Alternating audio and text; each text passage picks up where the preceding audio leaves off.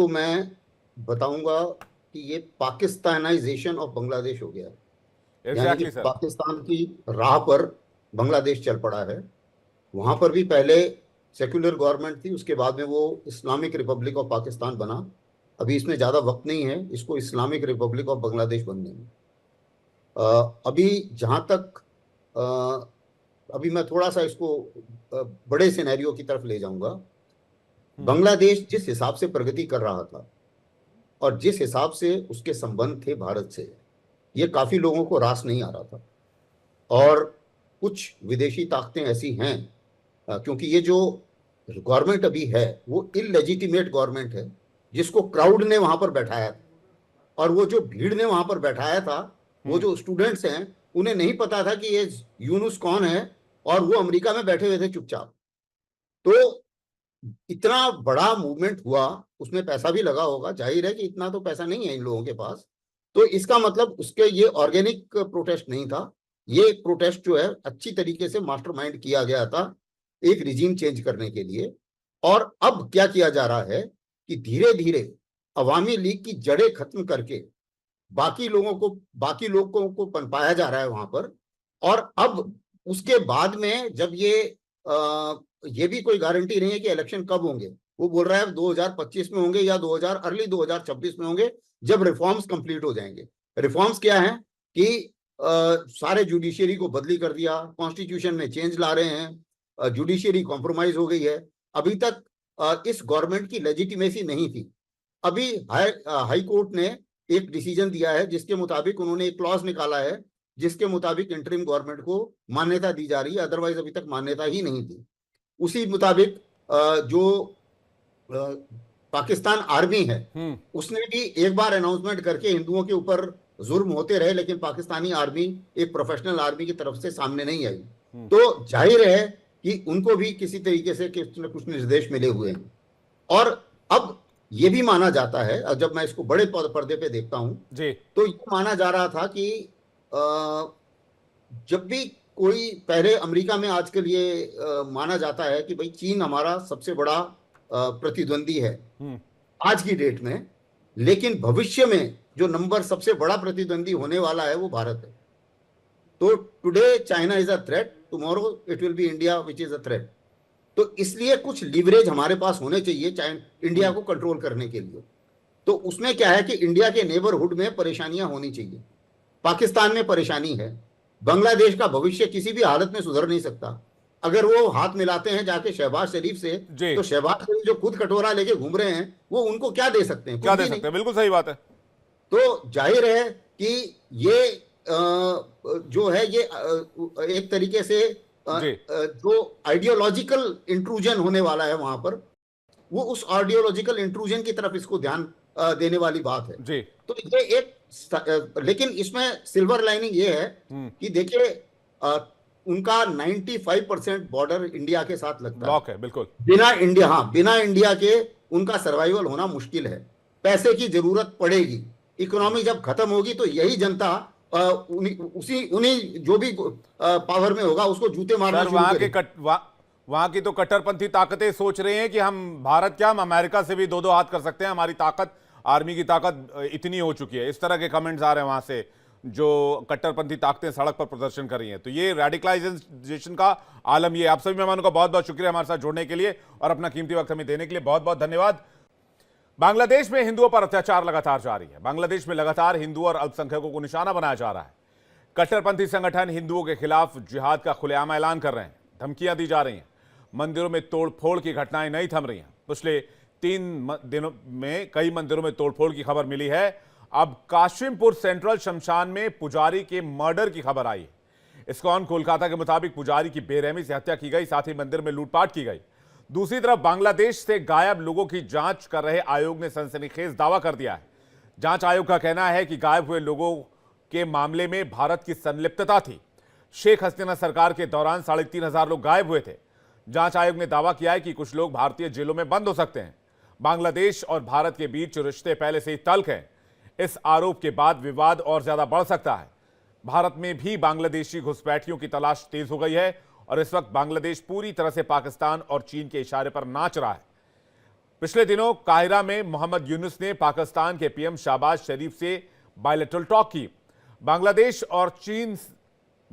चीन और पाकिस्तान से हथियार खरीद रहा है। सवाल यह है कि बांग्लादेश आखिर किस रास्ते पर चल रहा है? बांग्लादेश में मौजूद हिंदुओं और अल्पसंख्यकों का क्या होगा? देखिए, ये अत्याचार तो हो रहा है और हम लोग माने भारतवर्ष के नागरिक के हिसाब से, एक सनातनी हिंदू के नाम से हम लोग प्रधानमंत्री जी को स्पष्ट रिक्वेस्ट करना चाहते हैं कि इसके बारे में आपका एक कोई भी उपाय कीजिए, बंगाली हिंदुओं को बचाइए। देश में लगातार विरोध प्रदर्शन भी हो रहे हैं। बांग्लादेश के खिलाफ सख्त एक्शन की मांग तेज होती जा रही है। सवाल यह है कि क्या बांग्लादेश सरकार के खिलाफ भारत कोई कड़ा कदम उठाएगा या फिर हालात ऐसे ही बिगड़ते रहेंगे? बांग्लादेश से भारत के बिगड़ते रिश्तों का फ्यूचर क्या होगा? इस पर बातचीत करने के लिए मेजर जनरल रिटायर्ड ए के सिवाच हमारे साथ जुड़ रहे हैं, major general retired Dhruv Katoch हमारे साथ जुड़ रहे हैं, major general retired Shashi Asthana हमारे साथ जुड़ रहे हैं, और थोड़ी देर में हमारे साथ रॉबिन सचदेव भी होंगे जो कि विदेश मामलों के जानकार हैं। सबसे पहले ए के सिवाच सर, मैं आपसे शुरुआत करना चाह रहा हूं। मेरा सवाल सीधा सीधा यह है कि बांग्लादेश चीन और पाकिस्तान के इशारे पर नाच रहा है और उसी के इशारे पर एंटी इंडिया प्रोपेगेंडा फैलाया जा रहा है। बेशक बांग्लादेश कुछ भी करे, उससे भारत की सेहत पर बहुत फर्क नहीं पड़ने वाला है, लेकिन बांग्लादेश को जिस बात के लिए लिबरेट किया गया था, जिस चीज के लिए आजाद किया गया था, जिस जुल्मो सितम से आप लोगों ने बांग्लादेश को आजादी दिलवाई, आज बांग्लादेश उसी पाकिस्तान के गले में गला डालकर हिंदुओं के खिलाफ एक बड़ा मैसेकेयर जेनोसाइड चला रहा है। सर, हाँ बिल्कुल, देखो विवेक, ये एक विडंबना है कि वो बांग्लादेश जिसके अंदर भारत के जवानों ने अपनी जान हथेली पे रख के उनको आज़ादी दिलाई, 3,500 से करीब जो सैनिक थे वो मारे गए थे, और बांग्लादेश की हालात देखें हुआ क्या था। 4 से 5 लाख औरतों का रेप हुआ था, 30 से 40 लाख लोग मारे गए थे, और 1 से 2 करोड़ जो लोग हैं वो प्लान करके भारत में आ गए थे। तो ये सच्चाई है कि उस समय जो सिचुएशन जी, आपकी आवाज शायद सिवाज सर नहीं आ पा रही है। लौटूंगा आपके पास, मैं एक बार रॉबिन सर का रुख कर रहा हूं, उसके बाद मैं बाकी दोनों मेहमानों का रुख करूंगा। रॉबिन सर, बांग्लादेश के फ्यूचर का क्या होगा, और उससे भी बड़ी बात यह कि भाई हिंदू और अल्पसंख्यकों के फ्यूचर का क्या होगा बांग्लादेश के अंदर? Thank you. आई थिंक जो भी होगा चिंता का विषय है फिलहाल के लिए, भारत के लिए डेफिनेटली, विदाउट डाउट। जो फ्यूचर होगा बांग्लादेश का, हो सकता है कि बांग्लादेश कट्टरपंथी की तरफ स्लाइड करता जाए। अभी की जो सरकार है, इंटरिम सरकार है, कहती है पावर है, अकाउंटेबिलिटी नहीं है, जो भी कुछ है या इनइफेक्टिव है, और सॉफ्ट सिंपैथी भी है। और एक चीज याद रखिए, बांग्लादेश के अंदर ओवरऑल पब्लिक ओपिनियन का माहौल शायद ज्यादा प्रो इस्लाम होता जा रहा है। तो okay, on the one hand ठीक है, किसी भी देश को जो भी अपना रिलीजन फॉलो करना है या मिक्स करना है वो करें, परंतु इसमें होता है कि जब इस्लामिक इन्फ्लुएंस ज्यादा बढ़ जाता है तो उनमें हमने नॉर्मली देखा है देशों में कि कट्टरपंथी बढ़ जाती है और एक्सट्रीमिज्म बढ़ जाता है। तो फ्यूचर अभी जो दिखता है बांग्लादेश का रियली मुश्किलाना दिखता है मुझे तो, एंड स्लाइड टुवर्ड्स हार्ड इस्लाम। धीरे धीरे शारिया ना हो, बट अवाम जो है सड़कों पे सब जो समझ आता है भी मांगते हैं कि शारिया हो, शारिया नहीं होगा, परंतु जो माइनॉरिटीज हैं उनको शायद उनको second class citizens and discrimination वगैरह देखने को मिलेगी, क्योंकि सरकारों के जो भी इंडिकेशन रहे ऑन द ग्राउंड तो लुनैटिक्स होते हैं, एक्सट्रीमिस्ट होते हैं, वो इन चीजों को नहीं समझते। तो वो तो उनको लगेगा कि हमें तो खुला हाथ है, हमें जो करना है, हमें बांग्लादेश को एक इस्लामिक स्टेट बनाना है। तो वो एक चिंता मुझे दिखती है डायरेक्शन जाते हुए in Bangladesh. And lastly I will say Yunus अभी है, इंटरिम है, याद रखिए अभी इलेक्शन होनी है टेक्निकली, राइट? तो इलेक्शन कब होगी ये कह रहे हैं कि अभी फाइनेंशियल रिफॉर्म होंगे, मीडिया रिफॉर्म होंगे, इलेक्टोरल रिफॉर्म होंगे, तब होंगी। मेरे को ये भी लगता है कि जो पॉलिटिकल पार्टीज हैं वो अभी तो कर रही हैं, पर वो इतना टाइम सब्र नहीं करेंगे, क्योंकि वो भी तो सत्ता चाहते हैं। तो बीएनपी खास करके और जमाते इस्लामी आने वाले 6-9 महीने में ये आई थिंक कदम उठाना शुरू कर देंगे, जिसके चलते इलेक्शन होगी और वो खुद सत्ता में आएंगे, पॉलिटिकल लीडर्स जो खुद हार्डलाइनर इस्लामिक है। और मुझे लगता है सर वो हार्डलाइनर्स का ही देश अब धीरे धीरे बनेगा, क्योंकि जिस तरह का पॉपुलेशन है वहां पर और जो सोच है, जो शरिया की बात आप कर रहे हैं, आज नहीं तो कल होना वही है, शरिया वाला मामला ही होना है। लेकिन वहां पर हिंदुओं का क्या होगा, ये बड़ा सवाल है। मैं कटोच सर के पास जा रहा हूं, उसके बाद अस्थाना सर आपके पास आ रहा हूं जल्दी जल्दी से। कटोच सर, मेरा सवाल आपसे है कि बांग्लादेश को ये सोच के तो कम से कम भारतीय सेना ने आजाद नहीं करवाया होगा। विवेक जी, बिल्कुल सही कहा आपने। देखिए, जब 71 की लड़ाई हुई तो बांग्लादेश के अंदर दो किस्म की आइडियोलॉजी चल रही थी। अच्छा। एक तो नेशनलिस्ट आइडियोलॉजी थी जो कहती थी कि ठीक है, हमको अपनी बांग्ला भाषा चाहिए और हमको अपना जो बंगाली कल्चर है वो चाहिए। और दूसरी तरफ से उसी समय पर वो इस्लामियत फोर्सेस भी थी जो जमात ने शुरू की थी, और और इन फोर्सेस को नियाजी ने प्रमोट भी किया था, जो इस्लामिक फोर्सेस हैं। तो बेसिकली उनके भारतीय सेना आई और आजाद करवाया, वो बात अलग है, लेकिन उनकी अंदरूनी एलाई जो थी वो इस्लामिक फोर्सेस की थी और नेशनलिस्ट फोर्सेस की थी। और उस समय पर भारतीय सेना की मदद से नेशनल फोर्सेस जीत गई, नियाजी की हार हुई, उसने सरेंडर किया। लेकिन 53 सालों के बाद मुझे लगता है अल्टीमेट जीत तो नियाजी की हो गई है। बड़ी बात कह रहे हैं सर आप। रुविंदर सस्ते साहब बोल रहे हैं कि वो रेडिकलाइज उस रास्ते पे चल रहे हैं। अब मैं थोड़ा सा इससे अलग होना चाहता हूं। वो हो चुका है। मैं भी यही मानता हूं सर। जी सर। बांग्लादेश रेडिकलाइज सोसाइटी बन चुकी है और वहां पर बेशक परसेंटेज 20-25-30% ही होंगे इस प्रकार के लोग, लेकिन वो चलाते हैं और बाकी जो मुसलमान है वहां पर वो चुप रहेंगे। ये प्रॉब्लम है। जो अवामी लीग का अभी तक भी 30-40% सपोर्ट है, हर एक चुप बैठे हैं। उनमें वो ये हिम्मत नहीं आई है ऊपर उठने की, अपनी नेशनलिज्म को बढ़ाने के लिए। तो ये मैं कुछ 2-3 चीजें आपको बताना चाहता हूं। अगर इस प्रकार से चलता रहा तो अगले 3 या 5 सालों में बंगाली बांग्लादेश की भाषा नहीं रहेगी, उनकी भाषा तो उर्दू हो जाएगी। कटोच सर शुरू कर दिया है, जय बांग्ला बैन कर दिया है। अब जय बांग्ला नहीं बोल सकते आप, नहीं बोल सकते, क्योंकि तो शरिया के हिसाब से उर्दू इनकी भाषा इस्लाम हो से ऊपर जाएगी। कुछ नहीं है, चाहे वो भाषा हो चाहे वो धर्म हो, कुछ भी नहीं है। उनका जो कल्चर है वो समाप्त हो जाएगा। और तीसरा, वो सेकंड रेट अरब्स बन जाएंगे, इसमें मुझे कोई शक नहीं है। अरब्स तो उनको अपना सामान देंगे नहीं, ये सेकंड रेट अरब्स बन जाएंगे और ये हमारे लिए हमेशा खतरा होगा। ये एक फ्यूचर सिक्योरिटी कंसर्न तो बनी रहा है। अस्थाना सर क्या कहेंगे आप इस पर? जो बांग्लादेश में अभी चल रहा है उसको मैं बताऊंगा कि ये पाकिस्तानाइजेशन ऑफ बांग्लादेश हो गया है। यानी कि पाकिस्तान की राह पर बांग्लादेश चल पड़ा है। वहां पर भी पहले सेक्युलर गवर्नमेंट थी, उसके बाद में वो इस्लामिक रिपब्लिक ऑफ पाकिस्तान बना। अभी इसमें ज़्यादा वक्त नहीं है इसको इस्लामिक रिपब्लिक ऑफ बांग्लादेश बनने में। अभी जहाँ तक अभी मैं थोड़ा सा इसको बड़े सिनेरियो की तरफ ले जाऊंगा। बांग्लादेश जिस हिसाब से प्रगति कर रहा था और जिस हिसाब से उसके संबंध थे भारत से, ये काफ़ी लोगों को रास नहीं आ रहा था।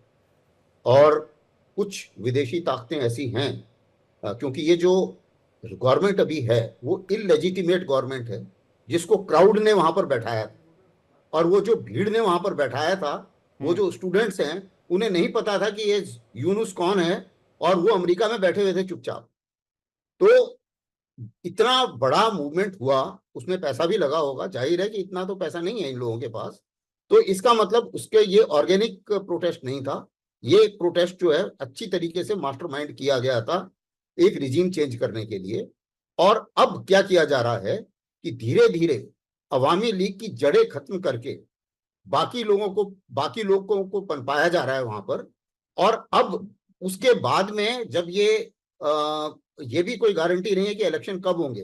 वो बोल रहा है 2025 में होंगे या अर्ली 2026 में होंगे, जब रिफॉर्म्स कंप्लीट हो जाएंगे। रिफॉर्म्स क्या हैं कि सारे जुडिशियरी को बदली कर दिया, कॉन्स्टिट्यूशन में चेंज ला रहे हैं, जुडिशियरी कॉम्प्रोमाइज हो गई है। अभी तक इस गवर्नमेंट की लेजिटिमेसी नहीं थी।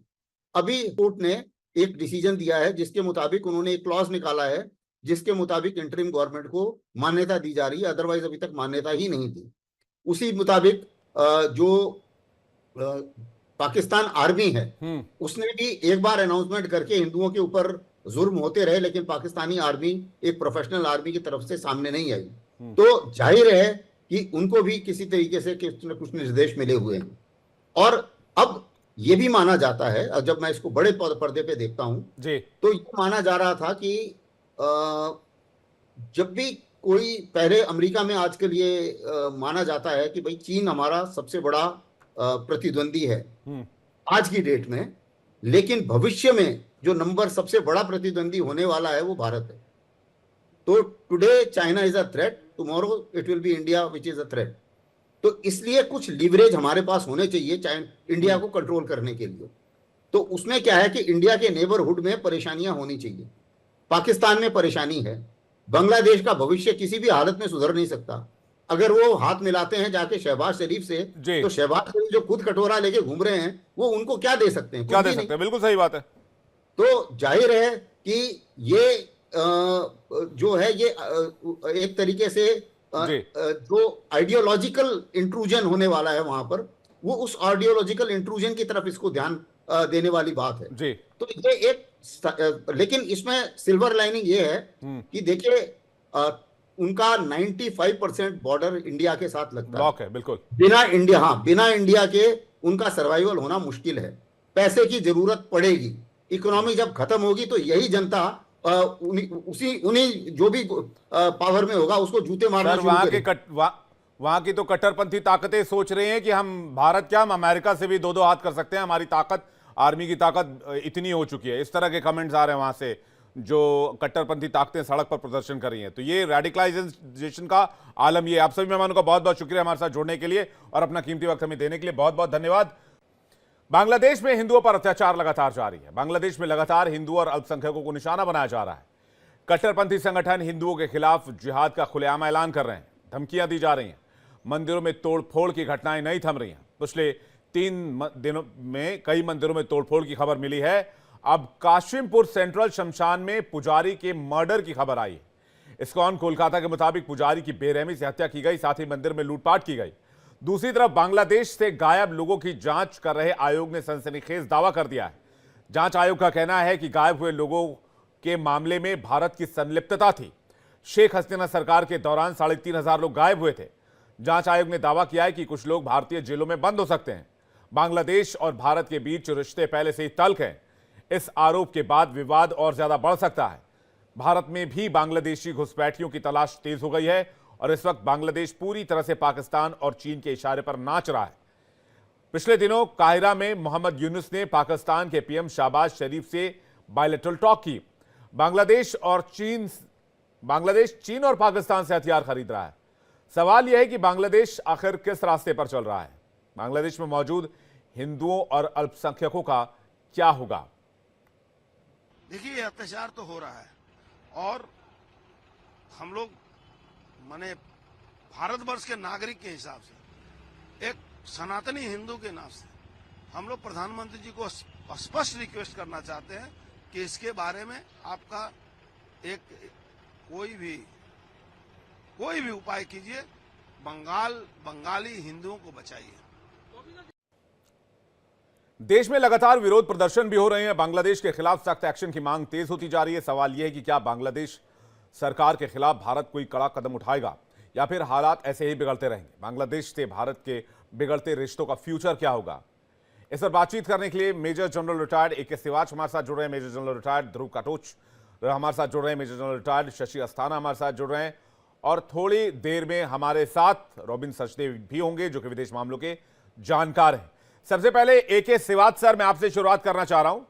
मेरा सवाल सीधा सीधा यह है कि बांग्लादेश चीन और पाकिस्तान के इशारे पर नाच रहा है और उसी के इशारे पर एंटी इंडिया प्रोपेगेंडा फैलाया जा रहा है।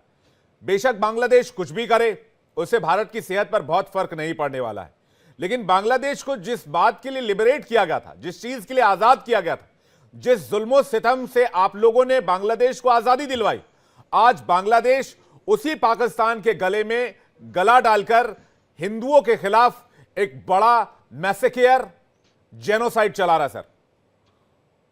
हाँ बिल्कुल, देखो विवेक की एक विडंबना है कि वो बांग्लादेश जिसके अंदर भारत के जवानों ने अपनी जान हथेली पे रख के उनको आज़ादी दिलाई, 3,500 से करीब जो सैनिक थे वो मारे गए थे। और बांग्लादेश की हालात देखें, हुआ क्या था, 4 से 5 लाख औरतों का रेप हुआ था, 30 से 40 लाख लोग मारे गए थे, और 1 से 2 करोड़ जो लोग हैं वो प्लान करके भारत में आ गए थे। तो ये सच्चाई है कि उस समय जो सिचुएशन जी, आपकी आवाज शायद शिवाज सर नहीं आ पा रही है। लौटूंगा आपके पास में, एक बार रॉबिन सर का रुख कर रहा हूं, उसके बाद में बाकी दोनों मेहमानों का रुख करूंगा। रॉबिन सर, बांग्लादेश के फ्यूचर का क्या होगा, और उससे भी बड़ी बात यह कि भाई हिंदू और अल्पसंख्यकों के फ्यूचर का क्या होगा बांग्लादेश के अंदर? Thank you. आई थिंक जो भी होगा चिंता का विषय है फिलहाल के लिए, भारत के लिए डेफिनेटली विदाउट डाउट। जो फ्यूचर होगा बांग्लादेश का, हो सकता है कि बांग्लादेश कट्टरपंथी की तरफ स्लाइड करता जाए। अभी की जो सरकार है, इंटरिम सरकार है, कहती है पावर है, अकाउंटेबिलिटी